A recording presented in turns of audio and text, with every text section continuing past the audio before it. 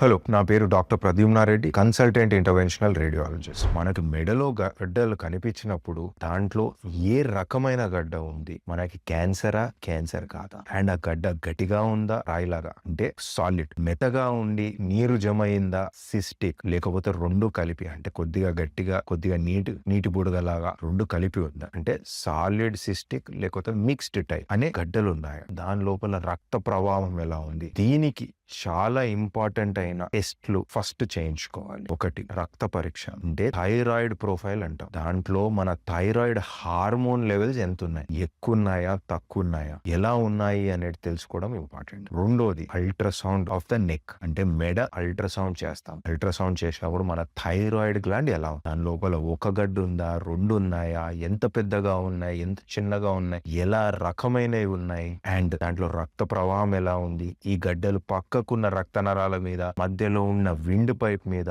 ప్రభావం ఎట్లా ఉంది, ఒత్తిడి ఉందా లేదా అనేది తెలుసుకుంటాం. మూడోది ఎఫినెసీ ఆర్ బయాప్సీ టెస్ట్. ఈ గడ్డలో నుండి ఓ చిన్న టెస్ట్, అంటే ఓ నీడిల్ పెట్టి దాంట్లోంచి శాంపుల్ తీసుకొని ల్యాబ్ పంపిస్తాం. దాంట్లో తెలిసేది ఏంటి అంటే క్యాన్సర్ ఉందా లేదా, క్యాన్సర్ లేకపోతే ఏం చెయ్యొచ్చు, క్యాన్సర్ ఉంటే ఏం చెయ్యాలి అనేది. ఈ మూడు టెస్ట్లు అయిపోయిన తర్వాత ఒక డాక్టర్ చూసి మీకు చెప్పగలుగుతాడు ఏంటి అని.